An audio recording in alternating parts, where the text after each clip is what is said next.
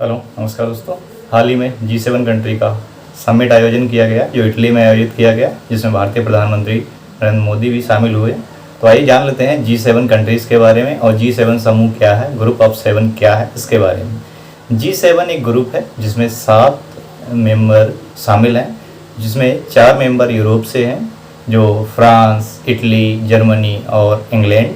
2 member America से हैं जिसमें यूएसए और कनाडा है। एकमात्र एशियाई देश जिसे जापान है।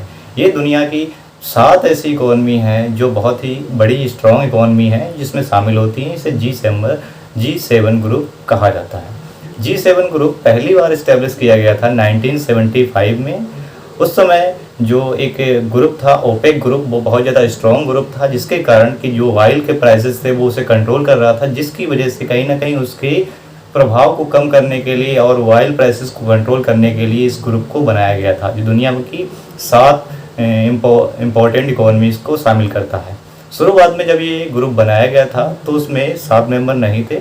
उस टाइम सिर्फ 6 मेंबर हुआ करते थे, जिसमें कनाडा ने 1 साल बाद 1976 में इसको ज्वाइन किया, तब जाके ये ग्रुप ऑफ 7 बन गया, जिसको आज तक माना जाता है। 1997 में रूस भी इसमें शामिल कर लिया गया था, जिससे ग्रुप 8 बन गया था। लेकिन 2014 में रूस द्वारा यूक्रेन का क्षेत्र क्रीमिया को कब्जा कर लेने के कारण इसे ग्रुप से हटा दिया गया और यह फिर से G7 बन गया।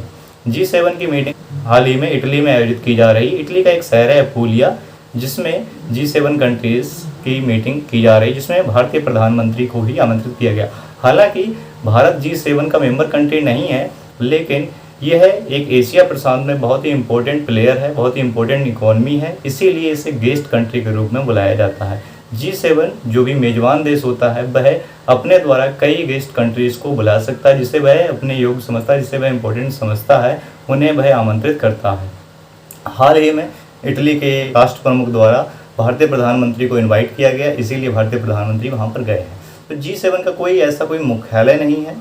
G7 पहली बार इसकी मीटिंग्स 1975 में स्थापित की गई और उसके बाद हर साल 1 बाय 1 हर साल इसकी मीटिंग होती है। और G7 में वही जो हर साल रिपीट होता रहता है, हर साल मतलब इन 7 मेंबर्स में से इनकी प्रेसिडेंसी रिपीट होती रहती है, और जो इसका प्रेसिडेंस होता है उसके द्वारा ही हर साल का एजेंडा फिक्स किया जाता है। तो वर्तमान में ये जो मीटिंग हो रही है इसके कुछ एजेंडा है, जैसे यूक्रेन रूस युद्ध के बारे में ये लोग बात करने वाले हैं, गाजा और इजराइल में जो युद्ध छिड़ा है इसके बारे में बात करने वाले हैं, कई ऐसी जो ग्लोबल टेंशंस हैं, ग्लोबल प्रॉब्लम्स हैं, उनके बारे में ये लोग बात करने वाले हैं।